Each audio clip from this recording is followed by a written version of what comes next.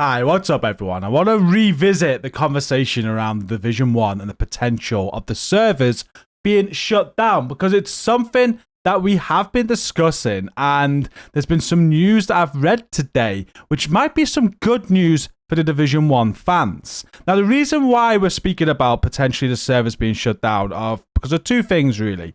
One is that they stopped doing global events. This year, there's been no global events on the Division 1, and people are wondering why. Are they going to stop supporting the game? Will they be turning the game off? As we know, the Division is a live service game and runs on a live server, and if Ubisoft ever decides to turn the server off, well, the game's gone into the abyss and we'll never be able to play it again. And it is a concern, and this does happen with games. It's nothing new. There are games that get to this point where they are live service games on a live server and the companies decide to turn the servers off, which ceases the game, basically. The second thing which got people worried was the fact that Ubisoft have done this very recently. The Crew is one of their motorsport games. It's a car racing game, and they've got three versions of it. They got the Crew, they got the sequel, the Crew 2, and they recently released the Crew Motorfest. And it was this year that they decided to close down the servers for the Crew. So the Crew is no more. And the Crew was released around about the same time as the Division 1, maybe just a little bit sooner. So again, it got the rumors flying that this is probably a decision that could be made on the Division 1 sooner rather than later. In fact, there was an article that was released just a few weeks ago which made me do another video about this, saying that the Division 1 was about to go down. They were actually having discussions about this at Ubisoft and all the chiefs there, and they were discussing turning the game off. To which Julian Gerety, who's like the lead guy for the Division, he's going to be going into the Division 3 and producing that, just been making Star Wars. He replied to that just saying this is not true, just to squash those rumors. And I got some more good news for you today. About a month ago, at the start of August, Blinny Chick in the community DM'd me this and asked me to share it with you guys if I supported it, which I did. We spoke about this a lot in streams. We don't like getting political or anything like that, but I really believe in this initiative. So it's the European Citizens Initiative Central Online Collection System. Stop destroying video games. And it's all about what we've just been speaking about. It's about games being live service, being on a live server, and then just having the ability of the developers just to close them and destroy them and to, make them not exist anymore. So the objective is this initiative calls to acquire publishers that sell or license video games to consumers in the European Union or related features and assets sold for video games they operate to leave said video games in a functional, playable state. Specifically, the initiative seeks to prevent the remote disabling of video games by the publishers before providing reasonable means to continue functioning of said video games without the involvement from the side of the publisher. The initiative does not seek to acquire ownership of said video games, associated intellectual rights or monetization rights. Neither does it fully expect the publisher to provide resources for the said video game once they discontinue it, while leaving it in a reasonably functional, playable state. So all this is asking for is, like with the Division 1, for example, if Ubisoft decided that they don't want to have the servers on anymore, then there should be something in place where they have to make reasonable adjustments to the game to leave it in an offline state. So yes, you can turn the servers off, but still allow people to play the game, make it playable in an offline state. And it's had over 352,000 signatures, and it only started, I believe, a month or so ago. It might have been in July, actually. I think this is a year collection. The end of this collection period is the 31st of July 2025. So potentially it started at the end of July. It's already got that many signatures. And I think it's got that many signatures because it's such a good idea. I think this should be the case. I really do. I want to get back behind this. I want to sign it myself. But I'm in the UK and we're no longer a part of the EU. So I can't sign it. But I back this.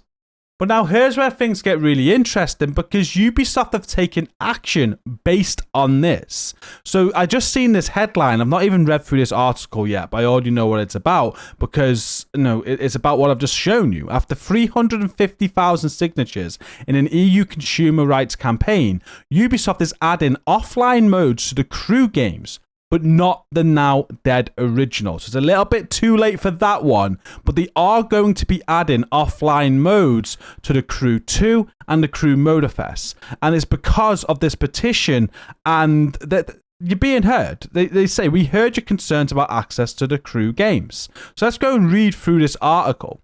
Earlier this year, Ubisoft shut down the service for the Crew, leaving the always online racing game completely unplayable, even to those who'd already bought it. The backlash to this decision has spawned a massive consumer rights campaign that's now seeking 1 million signatures in the EU. And in the wake of that response, the devs are adding offline modes to the newer Crew games, but not the now dead original. We heard your concerns about access to the Crew games, Ubisoft says in a message on social media. Today, we want to express our commitment to the future of the Crew 2 and the Crew Motorfest. We can confirm an offline mode to ensure long-term access to both titles. Stay tuned for more news in the next months.